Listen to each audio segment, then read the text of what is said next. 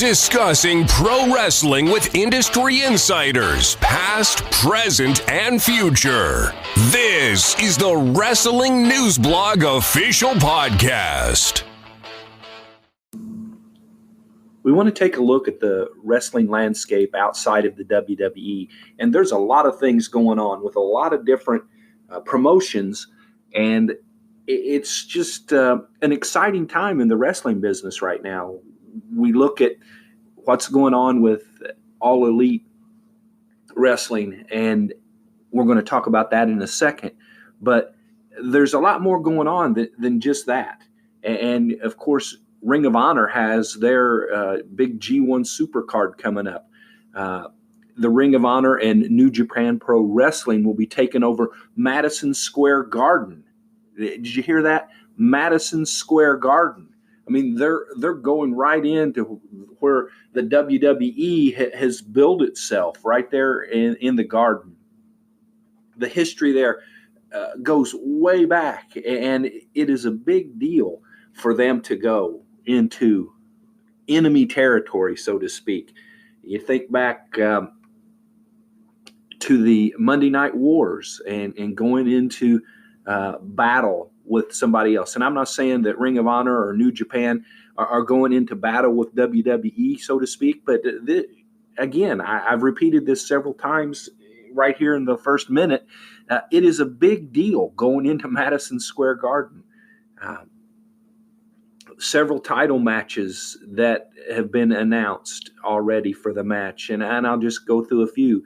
Jay White versus Okada.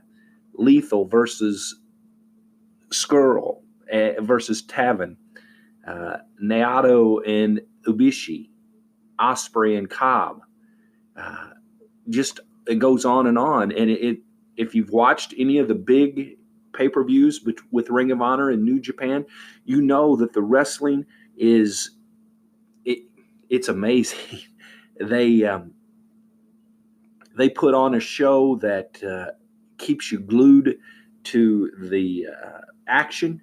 And so we've got one aspect of what's going on there outside of the WWE. We mentioned AEW. You know, there's not hardly a day that goes by that you don't see some announcement being made, some trademark being applied for. And right now they're working on the television deal, and you know there's no deal in place, but things are going smooth, and nothing has fallen apart on that. Cody made some comments and he said this: "I can't talk about it, but I know that I was quoted as saying, not by you guys, that a TV deal was not important. And I think that in the context I was speaking, I was talking about how important social media and do-it-yourself brands are compared to traditional TV media," Rhodes explained. "But I also, let's be serious, major TV is a huge thing, and it would be a massive shift in the pro wrestling industry." There you go, talking about the wrestling landscape outside of WWE, and here we're talking All Elite Wrestling with a major TV deal. And wow, where are we going? Let's look at another one. That being MLW. And the story that came out this week, that the MLW CEO discussing that MLW talent can work anywhere but WWE. So they're going to be allowing their talent to mingle in with other promotions, you know, and you're seeing this kind of agreements more and more in the wrestling business. You know, the locking down into one, you know, that's kind of a WWE thing, and the other promotions see that this is a good way of doing business, and excited about what can go on from there. Let's read what he said. We signed MJF and Lucha Brothers. We've had these guys for a while, so there's a mutual coolness there, Bauer said. There's not a problem. We don't block anyone from working anywhere. We only have one company where there's prohibited working for, which is WWE. By doing that, if they end up on national TV somewhere, that's great exposure. Now people are familiar with you elsewhere and also here. You see how that works out. And I think that's an exciting thing for the wrestling business. We've kind of neglected Impact Wrestling. And many people might say, well, the product ain't up to snuff or whatever you might say in a negative. But let's look at it this way. They just keep on keeping on. They're like the Thomas the Train, the little engine that could. I think I can. And they just keep on plugging away. They signed a partnership with Ohio Valley Wrestling, and we'll talk about that in the news segment. But there is a lot of really, really good wrestling going on, and I think it's good for the industry. People being wrestlers get opportunities to build their careers. And, we're not always talking making the massive contract amount of money, but building their careers and doing what they love. Doing what they love with the dream to continue on.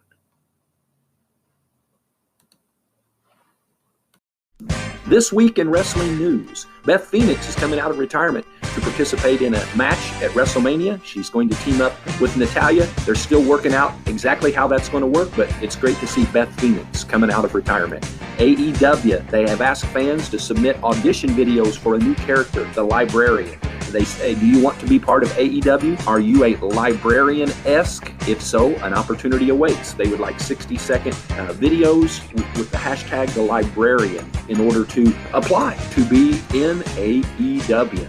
On a side note, a friend of mine, Lightning Tim Lutz, well, the record holder, the record breaker, whatever you want to call him, I seen where he put in a video, and it's a good one as well. AJ Styles, the phenomenal one, friend of the podcast. We've interviewed AJ on here in our past versions of the podcast, and he signed a new WWE contract. It was interesting the way he did it. He had a post on Twitter, a picture of a new puppy, and said, "This is the newest member of my family. Also, I've signed a new contract with the WWE." What a cute little guy. Interesting how he snuck that in there. He's getting ready to face Randy Orton in WrestleMania 35, and we're proud that AJ is able to continue on with what he's doing in WWE and earning a great living for his family. In some sad news, legendary pro wrestler Willis Roger Kirby passed away this past week at age 79. Kirby leaves behind a wife, Lila, 7 children, several grandchildren, spent nearly 30 years performing in professional wrestling, having debuted in 1960. He wrestled throughout the world, but a huge portion was in the South in the NWA. He also wrestled in the Memphis Wrestling territory and had some big matches there. Our heart goes out to the family as they mourn the loss of Roger Kirby.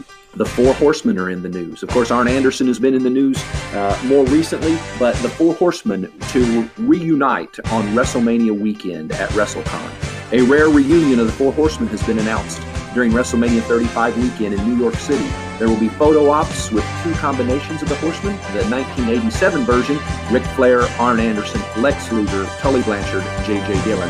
Or the 88 version, Flair, Anderson, Blanchard, Dillon, and Barry Windham. The 88 version is the group that was inducted into the 2012 WWE Hall of Fame class. Awesome to see the Horsemen going to be together. WWE has reached a deal that they're moving their global headquarters to a new office building, and they're going to be selling Titan Towers. Wow, a piece of wrestling history.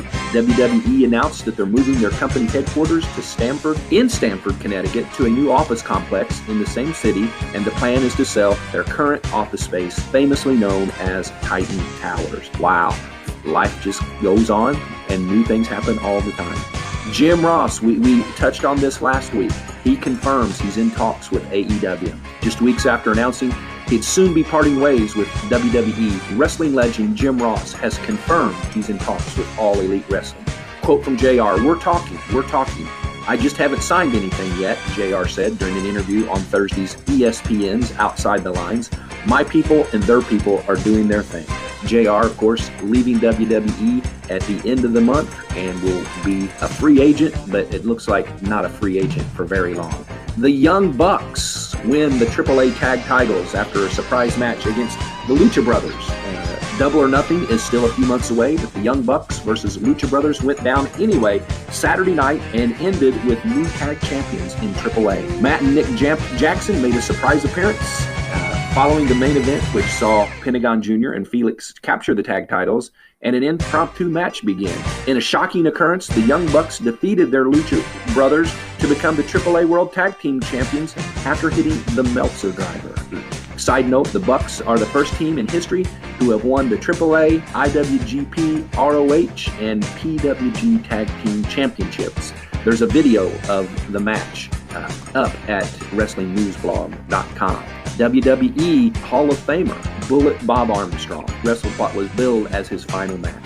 WWE Hall of Famer Bullet Bob Armstrong apparently wrestled his final match Saturday night in Pensacola, Florida. At 79, this will be Armstrong's 59th year as a professional wrestler. 59 years. He started wrestling before I was born. Members of Bob's family were present at the show, including his son and soon-to-be Hall of Famer Brian Road Dogs B.G. James, who introduced him to the ring. Get this, one of Armstrong's great-granddaughters was also in attendance. Awesome. The Armstrong name is synonymous with professional wrestling, and just excited that Bullet Bob is able to go out on a high note like that. Finally, we mentioned in another segment about the Ohio Valley Wrestling, OVW, will once again serve as Impact's development territory.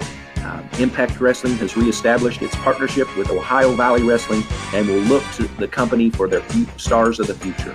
In a press release, Impact announced that it has re-entered into an agreement with Louisville-based Ohio Valley Wrestling to serve as an official development and training territory for Impact. And so happy for Al Snow. That's where I'm trying to go with that, with Al Snow and his group that he bought there in OVW. That's this week in Wrestling News. Have you ever thought about starting your own podcast? When I was trying to get this podcast off the ground, I had lots of questions. How do I record an episode? How do I promote an episode?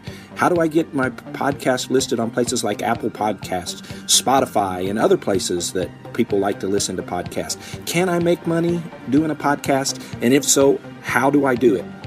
The answer to every one of these questions is really simple. Anchor. Anchor is a one-stop shop for recording, hosting, and distributing your podcast. And best of all, it's 100% free and ridiculously easy to use. And now Anchor can match you with great sponsors too, so you can get paid to podcast. So if you've always wanted to start a podcast of your own and make money doing it, go to Anchor.fm/start. That's Anchor.fm/start. And you can join me and the diverse community of podcasters already using Anchor. Again, that's Anchor.fm/start. Can't wait to hear your podcast.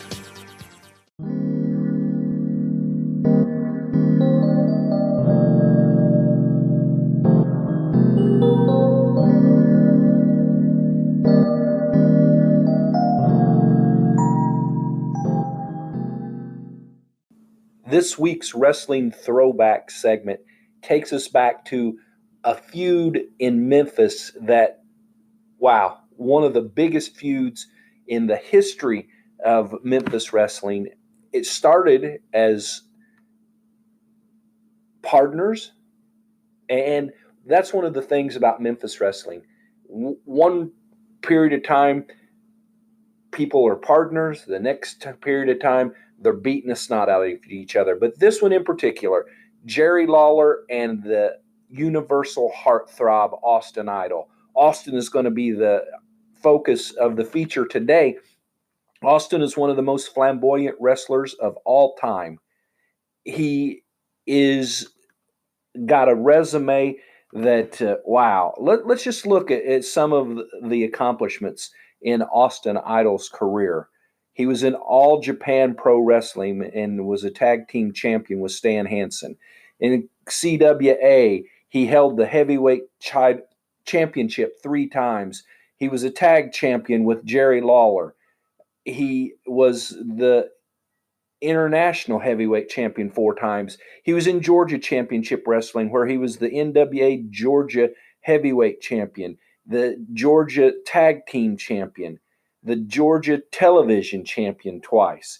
He was in Pro Wrestling Illustrated as the most inspirational wrestler of the year in 75. He was ranked number 193 out of the 500 best singles wrestler in the PWA in 2003. He was in the Southern Championship Wrestling. He was in Texas All-Star Wrestling and held a championship there. World Championship Wrestling in Australia, held a title there with Jimmy Golden. He was the Wrestling Observer Newsletter Feud of the Year 1987 with Tommy Rich and Jerry Lawler, and he is the one and only, the international heartthrob. Oh, I messed it up again. The universal heartthrob. Sorry, Austin. The universal heartthrob, Austin Idol. Now, as I started watching on this segment of tapes that my good buddy and cousin and partner here on the Wrestling News Blog official podcast, along with Trevor Decker, John Bass sent me these videos, and I know John is, he's an expert on Memphis wrestling.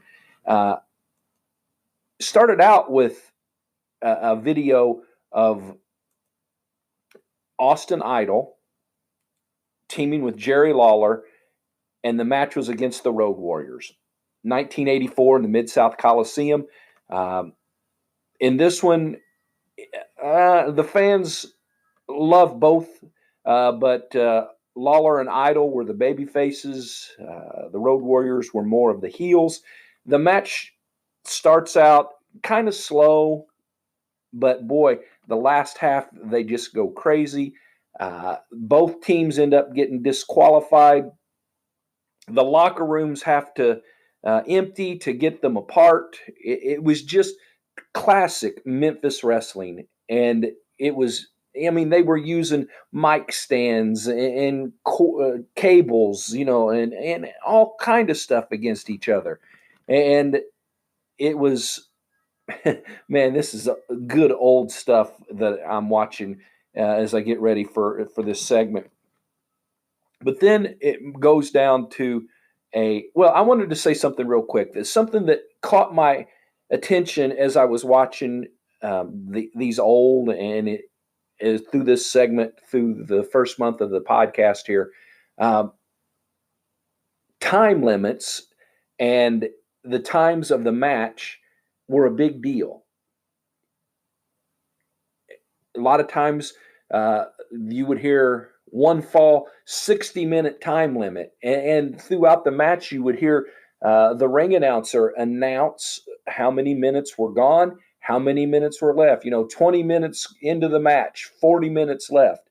And, you don't hear that kind of stuff anymore, and you don't see any matches going, for sure no hour-long matches in today's way of doing wrestling. But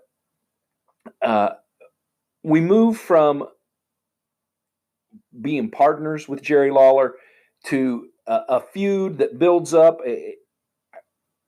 I seen a video that basically walked the feud all the way through. It's Memphis Wrestling Video Vault, titled Jerry Lawler versus Austin Idol, the hair match that shocked Memphis. It takes you from the beginning. They've spliced together numerous videos and walked through this feud. Started with Tommy Rich and Jerry Lawler, and they have a pretty good feud going. And then Austin Idol comes in, and they team up. They being Rich and Idol, and they're a thorn for Lawler. Lawler actually brings in Bam Bam Bigelow to be his partner for a while. And then it continues, and it gets down to where it is it's one of the greatest stories in Memphis Wrestling history. Lawler versus Idol, a packed house, 8,500 fans or so. It's a hair versus hair match, and Austin Idol sweetened the pie by offering to refund the fans' admittance fee if he lost the match, and he put up $50,000 to cover the refund. Here were the stipulations. If Idol wins, Lawler loses the Southern Heavyweight title and gets his head shaved. If Lawler wins, Austin gets his head shaved, and the refund is given to the entire house. Again, 8,500. If you go and you watch the match, just go to YouTube, put in Lawler versus Idol, and you'll find it. But I wanted to, let me get back. I wanted to go through the list here of when you put in Lawler versus Idol. Listen to these. Lawler versus Idol hair match. Lawler versus Idol hair steel cage match. Lawler Dundee versus Idol and Rich in a scaffold match. Lawler versus Idol again. Road Warriors versus Lawler and Idol. Austin Idol, Jerry Lawler teaming against the Fabulous Freebirds. Austin Idol versus Jerry Lawler, the famous final scene. I mean, listen to that. You can go here and you can watch this stuff. You can spend a whole afternoon watching this awesome old wrestling. I don't care how much you think that today's wrestling is wonderful. That's great. I like today's wrestling as well. But give this old school wrestling a chance. And I'm going to tell you, you're going to get addicted to what goes on here. We got Idol coming out the winner. But the match was just like back and forth, and there pile drivers everywhere. And the referee got a pile driver, at least one, Jerry Calhoun. And if you're into Memphis wrestling, that name is almost as familiar as the big-time wrestlers. Jerry Calhoun was a huge part of Memphis wrestling as a referee. And let's go into a little bit about how the match is. It's a cage match. And several minutes into the cage match, quite a bit into the cage match, Tommy Rich comes out from under the ring and gets involved. This is after Calhoun has already been pile drive and he's out of it. So Idol and Rich just pummel Lawler. I mean, they beat him up bad. They bring Calhoun over. He's pretty much out of it from the pile driver. He looks up and as slow as the count has ever been, a 3 count. 1, 2, 3. Idol wins. Lawler has to get his hair shaved. Really, folks, you got to go and check this out. It is fantastic. Austin Idol, the international heartthrob. And did I mess that up again? I don't know why I want to say international. The universal heartthrob. You take a look at him, and you may not even have ever heard of Austin Idol. I don't know if you have or if you haven't, but if you're just into to modern today wrestling, you've probably never heard of Austin Idol. Look him up. His website is austinidollive.com, austinidollive.com. And he looks like Hulk Hogan. I mean, he's got the blonde hair. He's got the muscles. I mean, he's got the look. And do yourself a favor. Go to his website. The match is on his website. Go to YouTube, Lawler versus Idol, and just take a look at this. And have some fun with this because this is good stuff. the Wrestling News Blog official podcast. If you enjoyed today's show, please head over to iTunes, give us a rating, and leave a review. Follow us on Facebook, Twitter, and Instagram. Thank you for listening.